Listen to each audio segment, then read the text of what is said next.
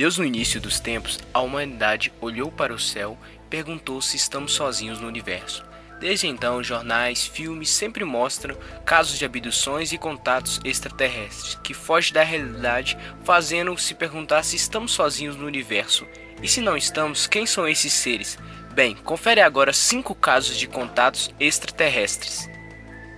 Em quinto lugar, o caso de Barney e Beth. Barney e Beth estavam na estrada retornando para casa em New Hampshire, nos Estados Unidos, quando avistaram uma luz muito brilhante no céu. Eles então pararam o carro e, com o uso de binóculos, viram o que pareciam criaturas alienígenas. Após o casal retornar ao seu carro, eles perderam 2 horas de suas vidas e apareceram em um lugar bem à frente de onde estavam.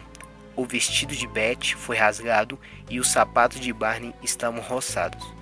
Os relógios foram atrasados em algumas horas.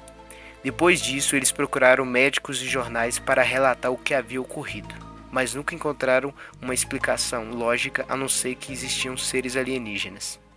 Em quarto lugar, o caso dos irmãos gêmeos Jim e Jack e seus amigos Chuck e Charlie. Durante uma viagem de pesca, eles decidiram ir pescar à noite. Estavam em suas canoas no lago quando notou um objeto muito brilhante no céu. O objeto começou a mudar as cores diante dos seus olhos, e um dos homens usou uma lanterna para sinalizar a ele. O OVNI então começou a se mover em direção a eles. Os homens começaram a remar freneticamente para a costa, mas o OVNI mudou-se sobre eles e emitiu um feixe de luz. A última coisa que lembraram era que eles estavam sentados na praia e do grande incêndio que havia começado. Todos os 4 homens, após isso, receberam sessões de hipnose separadamente para confirmar suas histórias. E as suas histórias bateram exatamente o mesmo.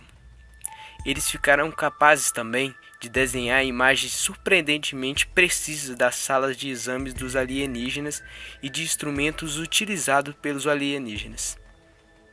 E em terceiro lugar, em 1985, o autor Whitley Strieber estava de férias em uma cabana isolada no interior de Nova York, com a sua família, quando um som o despertou no meio da noite. Viu em seu quarto uma pequena criatura. Algumas horas depois, ele se viu sozinho na floresta, perto da sua casa, sem se lembrar do que aconteceu.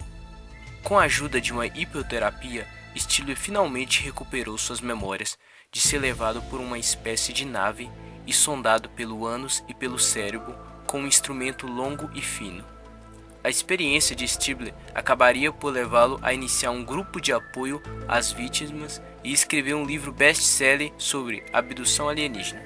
Em segundo lugar, o caso de Kelly Cahill.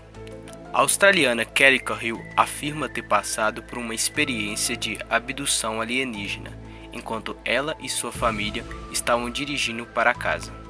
Como em todos os casos, ela avistou um OVNI no horizonte, com uma luz ofuscante à frente.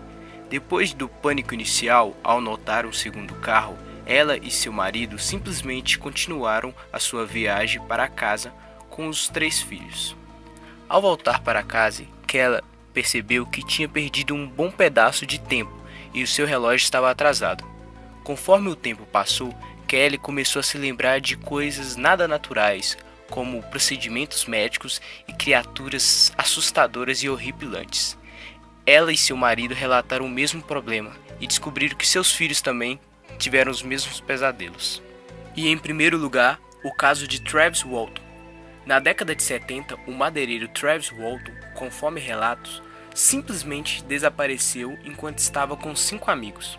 O grupo, aliás, chegou a ser acusado de assassinar Travis, mas uma semana após o seu sumiço, o madeireiro reapareceu completamente desorientado e com sinais de fadiga, a mais de 80 quilômetros de onde havia desaparecido. O caso de Walton recebeu considerável publicidade da mídia, sendo um dos exemplos mais conhecidos da alegada abdução alienígena, e um dos poucos com testemunhas oculares. Nunca antes um relato de abdução começou da maneira relatada por Walton e seus colegas de trabalho.